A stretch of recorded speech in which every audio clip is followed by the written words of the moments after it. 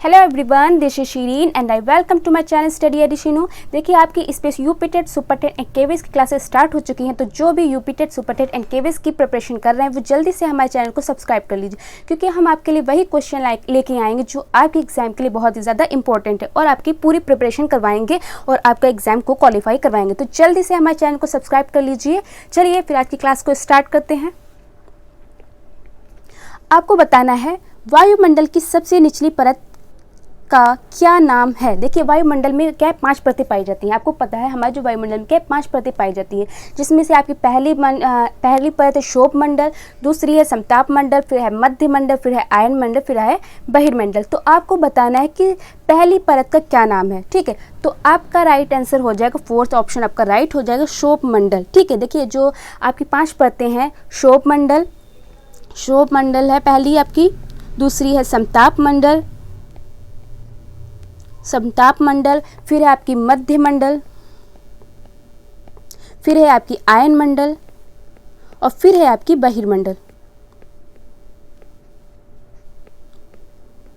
ठीक है, देखिए आपकी 5 परत है। तो सबसे पहले जो पृथ्वी के सबसे नज़दीक परत है वो आपकी शोभ मंडल है, फिर उसके बाद समताप मंडल है, फिर मध्य मंडल है, फिर आयन मंडल है, फिर बहिर्मंडल है। ठीक है, तो यही आपको बताना था कि सबसे निचली परत कौन सी है, तो वो आपकी है शोभ मंडल। तो 4 ऑप्शन आपका राइट हो जाएगा। ठीक है, देखिए आपके जो शोभ मंडल है इसे जीवन दायिनी परत भी बोलते हैं। ठीक है, और आपकी जितनी भी प्राकृतिक घटनाएं होती है जैसे जो भी मतलब आपकी जितनी भी जो प्राकृतिक घटनाएं होती है, जैसे वायु का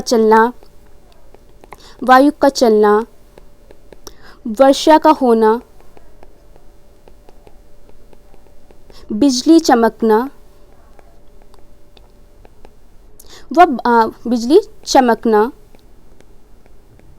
व बादलों का बनना। ठीक है,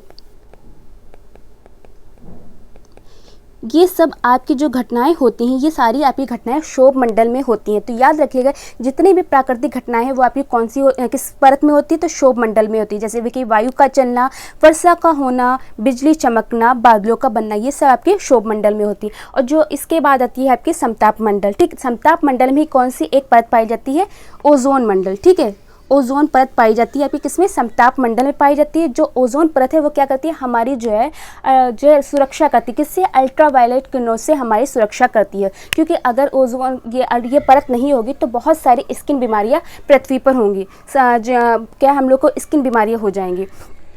ठीक है, और समताप मंडल में जो वायुयान वगैरह होते हैं वो आपके समताप मंडल में उड़ते हैं। क्यों, क्योंकि वहाँ का जो टेम्परेचर होता है, जो तापमान होता है वो क्या बराबर होता है। ठीक, तो याद रखिएगा। चलिए फिर नेक्स्ट क्वेश्चन पे चलते हैं। निम्नलिखित में से कौन सा विकल्प सत्य है। आपको बताना है, जो आपके 4 ऑप्शन दे रखे हैं इसमें से कौन सा राइट है। वाष्पन, संघनन, बादल, वर्षा, या फिर बादल, संघनन, वाष्पन, वर्षा, संघनन या बादल। ठीक है, और लास्ट ऑप्शन है आपका बादल, वर्षा, वाष्पन या संघनन। ठीक है, तो देखिए जो आपको बताना है इसमें से कौन सा सत्य है। देखिए, सबसे पृथ्वी पर जो जल स्थिर है, पृथ्वी पर जो जल स्थिर है वो क्या है, जो जल पाया जाता है, पहले क्या वो होता है वाष्पीकरण, उसका पहले क्या होता है वाष्पन होता है, फिर उसके बाद उसका संघनन होता है, फिर बादल बनते हैं, फिर वो वर्षा के माध्यम से पृथ्वी पर वापस आ जाता है। इसलिए आपका राइट आंसर हो जाएगा फर्स्ट वाला, आपका राइट हो जाएगा, ए ऑप्शन आपका राइट हो जाएगा, वाष्पन, संघनन, बादल, फिर वर्षा। ठीक है, नेक्स्ट क्वेश्चन पे चलते हैं। महासागरों में निम्न में से कौन सा लवण सर्वाधिक मात्रा में पाया जाता है। आपको बताएं, जो महासागर है उसमें कौन सा लवण सबसे ज़्यादा पाया जाता है।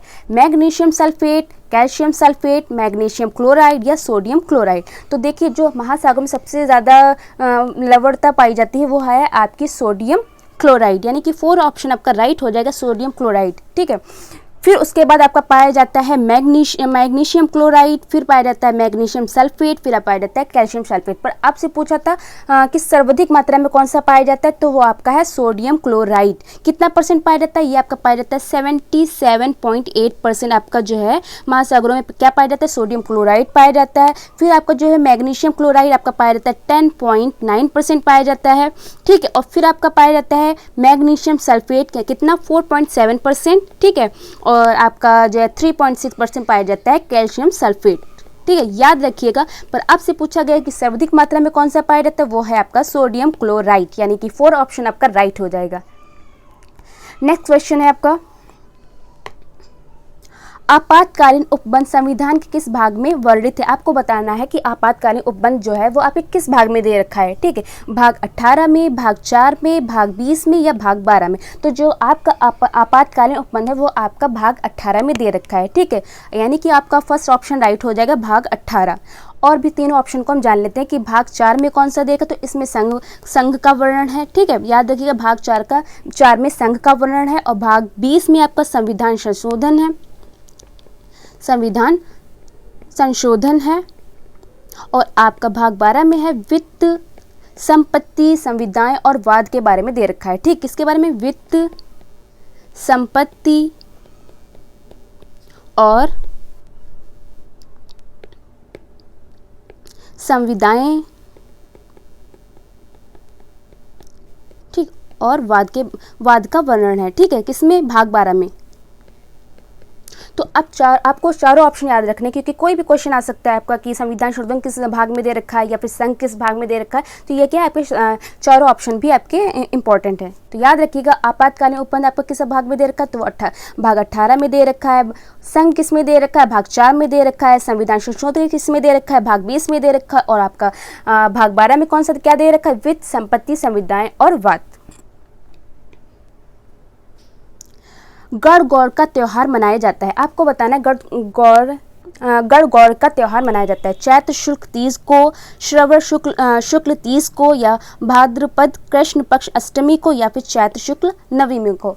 ठीक है, तो आपका जो गणगौर त्यौहार है वो आपका मनाया जाता है चैत्र शुक्ल तीज को, यानी कि फर्स्ट ऑप्शन आपका राइट हो जाएगा, चैत्र शुक्ल तीज। ठीक है, और अगर आपसे पूछ लेते ये कहाँ मनाया जाता है, तो ये आपका मनाया जाता है राजस्थान में। ठीक है, ये आपका राजस्थान में मनाया जाता है। ठीक है, किस लिए मनाया जाता है, इसमें क्या है, देवी पार्वती और गौरी के सम्मान में मनाया जाता है। देवी पार्वती और किसके, गौरी के सम्मान में मनाया जाता है। और ये स्पेशली किसके द्वारा मनाया जाता है, ये जो वहाँ क्या है, ये मुख्यतः अविवाहित युवतियों द्वारा मनाया जाता है। किसके द्वारा, अविवाहित, जिनकी शादी नहीं हुई उनके द्वारा मनाया जाता है। ठीक है, अविवाहित युवतियों द्वारा। तो याद रखिएगा जो आपका गणगौर त्यौहार है वो आपका राजस्थान में मनाया जाता है, चैत्र शुक्ल तीज को मनाया जाता है, देवी पार्वती और गौरी के सम्मान में मनाया जाता है, और अविवाहित युवतियों द्वारा मनाया जाता है। ठीक है, नेक्स्ट आपका है, भारत के किस राज्य में पानी पंचायत प्रारंभ हुई, केरल में, राजस्थान में, उत्तर प्रदेश में या महाराष्ट्र में। ठीक है, तो जो आपका पानी पंचायत है वो आपकी स्टार्ट हुई थी महाराष्ट्र में। ठीक, याद रखिएगा आपकी पानी पंचायत कहाँ प्रारंभ हुई थी, तो महाराष्ट्र में। ठीक है, ये किसके लिए, मतलब इसमें क्या पानी के संरक्षण से संबंधित है। ये आपका जो है जो पानी पंचायत है उसमें पानी के संरक्षण से संबंधित महत्वपूर्ण कदम उठाए गए। ठीक, नेक्स्ट है आपका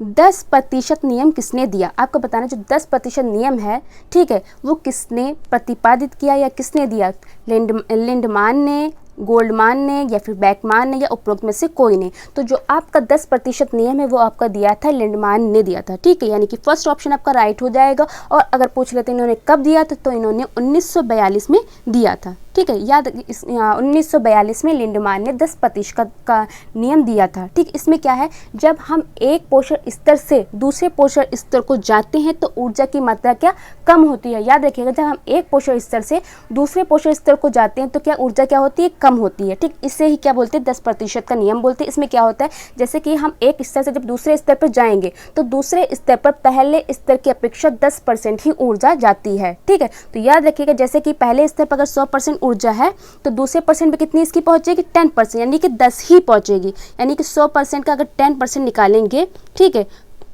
तो आपका दूसरे स्तर पर कितना पहुंचेगा, 10 आया आंसर। तो यानी कि जब अगर एक पहले स्तर पे 100 ऊर्जा का हमने जो है प्रयोग किया है तो दूसरे स्तर पर कितनी पहुंचेगी, 10। ठीक है, याद रखिए इसे ही बोलते हैं 10% का नियम, जिसे कि लिंडमान ने प्रतिपादित किया था, 1942 में किया था।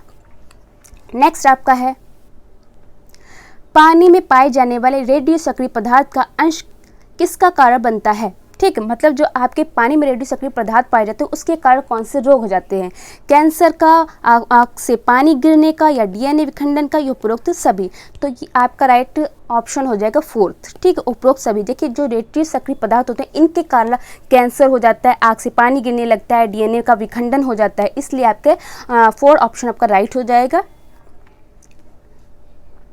नेक्स्ट है आपका, निम्न में से कौन से तत्व ओजोन क्षरण के लिए उत्तरदायी। आपको बताना है कि कौन सी जो गैसें हैं वो क्या ओजोन क्षरण, जो आपकी ओजोन परत है जो कि आपके समताप मंडल में पाई जाती है उनका ठीक है उसका क्षरण हो रहा है। कौन किस गैसों की वजह से, CFC या फिर हेलोन या कार्बन टेट्राक्लोराइड या कार्बन टेट्राफ्लोराइड। तो देखिए जो आपकी ओजोन परत है ठीक उनका क्षरण मतलब ये सारी गैसों का इसमें योगदान है क्षरण करने में। ठीक है, तो आपका राइट आंसर हो जाएगा फोर्थ। ठीक है, चारों गैसें क्या है ओजोन परत के क्षरण में योगदान दे रही हैं। और आपको पता है ओजोन जो परत है वो कितनी ज़रूरी है हम लोगों के लिए, क्योंकि ये हमारी क्या है जो सूर्य से आने वाली अल्ट्रावायलेट किरणों को ये ओजोन परत क्या रोकती है, जो पृथ्वी पर आने नहीं देती है। इसीलिए हमको इन गैसों का यूज़ कम करना चाहिए। और जो आपकी जो CFC गैस है ये आपके यहाँ AC फ्रिज वगैरह से निकलती है। ठीक, और आजकल तो जानती है कितनी AC हर जगह लगी हुई है, जिससे क्या है ओजोन क्षरण हो रहा है। ठीक है, तो आपके ये चारों गैसों का इसमें योगदान है, इसलिए आपका 4 ऑप्शन राइट हो जाएगा। नेक्स्ट है आपका, निम्न में से कौन सा पादप उत्पाद साबुन का विस्थापन। आपको बताना है साबुन का विस्थापन है रुद्राक्ष, रीठा, तेंदु या फिर ये सभी। तो देखिए जो आपका साबुन का विस्थापन है वो है रीठा, यानी कि सेकंड ऑप्शन आपका राइट हो जाएगा रीठा। ठीक है, देखिए रीठा को हम किस में यूज़ करते हैं, या हम लोग अपने बालों को साफ करने के लिए रीठा का यूज़ करते हैं। ये बिल्कुल यह क्या शैम्पू की तरह होता है। ठीक है, इससे हम लोग क्या करते हैं बालों को साफ करते हैं, इससे बाल अच्छे रहते हैं। ठीक है, तो आपका राइट आंसर कौन सा है, रीठा। नेक्स्ट है, चमकीली अधातु कौन सी है। आपको बताना है ऑक्सीजन, आयोडीन, ग्रेफाइट, हीरा, इनमें से कौन सी अधातु चमकीली है। ठीक है, तो आपका जो ग्रेफाइट है वो क्या है आपकी चमकीली अधातु, यानी कि थर्ड ऑप्शन आपका राइट हो जाए ग्रेफाइट। और देखिए ग्रेफाइट किस में यूज़ होता है, जो हमारी पेंसिल होती है उसकी लेड में ग्रेफाइट का ही यूज़ किया जाता है, और भी बहुत सारे उद्योगों में यूज़ किया जाता है। ठीक है, नेक्स्ट आपका है, विटामिन ऐसे पदार्थ हैं जो हमारी उपापचय दर बढ़ाकर भार में कमी लाते हैं। ठीक है, नेक्स्ट है आपका स्वस्थ रहने के लिए दवाई के रूप में लिए जाते हैं, पोषियों का विकास करके हमें ताकतवर बनाते हैं, या हीनता जन्य रोगों से बचाव के लिए थोड़ी मात्रा में आवश्यक हैं। तो देखिए आपका 4 ऑप्शन राइट हो जाएगा, हीनता जन्य रोगों से बचाव के लिए थोड़ी मात्रा में आवश्यक हैं। देखिए जो विटामिन है वो हमें क्या हीनता जन्य रोगों से बचाता है, और इनकी बहुत ज़्यादा हमको ज़रूरत नहीं होती, थोड़ी मात्रा में ज़रूरत होती है। ठीक है, और आपके जो विटामिन हैं वो क्या है दो भाग घुलनशीलता के आधार पर 2 भागों में बांटे गए हैं। एक तो आपका जल में घुलनशील और दूसरा किसमें है आपका वसा में। ठीक है, वसा में घुलनशील। तो देखिए आप जल में घुलनशील याद रख सकते हैं, क्योंकि उसमें जल में घुलनशील 2 ही विटामिन है, एक है बी और दूसरा है सी। तो देखिए जल में घुलनशील है बी, सी, और जो बाकी बचे वो आपके किसमें है वसा में घुलनशील है। तो बस आप जल में घुलनशील को याद रखिए, और बाकी जो बच जाएंगे वो सारे क्या वसा में घुलेंगे। तो जल में घुलनशील कौन से, बी, सी। नेक्स्ट है आपका, क्वथन यानी उबलना और वाष्पीकरण में मुख्य अंतर क्या है। ठीक है, आपको बताना है क्वथन और वाष्पीकरण में अंतर क्या है। देखिए जो आपका वाष्पीकरण है वो किसी भी तापमान पर हो सकता है, जबकि जो क्वथन है वो किसी भी तापमान पर नहीं हो सकता है। तो चलिए आप ऑप्शन चेक करते हैं कौन सा ये सही रहेगा। क्वथन से द्रव का आयतन कम हो जाता है, जबकि वाष्पीकरण में नहीं। क्वथन में द्रव से वाष्प में परिवर्तन देखा जा सकता है, जबकि वाष्पीकरण देखा नहीं जा सकता। ठीक है, थर्ड ऑप्शन है आपका, क्वथन से जल की अवस्था बदल जाती है, जबकि वाष्पीकरण में नहीं। फोर्थ ऑप्शन है, वाष्पीकरण किसी भी तापमान पर हो सकता है, जबकि क्वथन नहीं। तो यानी कि 4 ऑप्शन आपका राइट हो जाएगा। ठीक है, देखिए वाष्पीकरण में क्या होता है, वाष्पीकरण जो भाप बनता है, जो पानी का क्या भाप बनता है वो क्या किसी भी तापमान पर वाष्पीकरण हो सकता है, किसी भी तापमान पर आपका जो क्वथन है वो किसी भी तापमान पर नहीं हो सकता, बल्कि क्वथन यानी उबलने के लिए आपका एक निश्चित टेम्परेचर होना ही चाहिए, और वो निश्चित टेम्परेचर कौन सा है, 100 डिग्री सेंटीग्रेड। ठीक है, क्वथन के लिए 100 डिग्री सेंटीग्रेड तापमान होना ही चाहिए, जबकि वाष्पीकरण के लिए ऐसा कुछ नहीं है, क्योंकि वाष्पीकरण हर तापमान पर होता रहता है। ठीक है, नेक्स्ट है आपका, LPG किसका संक्षिप्त रूप है। लो पैड गेम्स का, लोकल पैसेंजर गाड़ी, या लिक्विफाइड पेट्रोलियम गैस, या फिर लोकल पेट्रोलियम गैस। ठीक, तो जो एलपीजी की का संक्षिप्त रूप है वो है आपका लिक्विफाइड पेट्रोलियम गैस। ठीक है, तो थर्ड ऑप्शन आपका राइट हो जाएगा, लिक्विफाइड पेट्रोलियम गैस। ठीक है, अगर आपसे पूछ लेते हैं इसमें किसका मिश्रण है, तो आपका है ब्यूटेन प्लस प्रोपेन। ठीक है, दोनों का मिश्रण है। ठीक है, इसे ही बोलते हैं एलपीजी, जो कि आपका जो है खाने बनाने के लिए यूज़ होता है। आज का लास्ट क्वेश्चन है, अवतल दर्पण के फोकस केंद्र पर जब बिंब को रखते हैं तो प्रतिबिंब बनता है। देखिए, जब अवतल दर्पण के हम फोकस पर किसी बिंब को रखते हैं तो उसका प्रतिबिंब कैसा बनता है आपको बताना है। ठीक है, वास्तविक सीधा या छोटा बनता है, वास्तविक उल्टा एवं बहुत बड़ा बनता है, या फिर आभासी उल्टा एवं छोटा बनता है, या वास्तविक उल्टा एवं छोटा। देखिए, जब अवतल दर्पण के फोकस केंद्र पर जब हम कोई बिंब रखते हैं तो उसका प्रतिबिंब हमेशा वास्तविक, उल्टा एवं बहुत बड़ा बनता है, यानी कि सेकंड ऑप्शन आपका राइट हो जाएगा, वास्तविक, उल्टा एवं बहुत बड़ा बनता है। तो याद रखिएगा, ये भी क्वेश्चन आपसे पूछ लिया जाता है। तो जो भी क्वेश्चन है आपके लिए बहुत ही ज़्यादा इंपॉर्टेंट है, क्योंकि ये क्वेश्चन आपके एग्जाम में बहुत बार पूछे गए हैं और पूछे भी जाएंगे।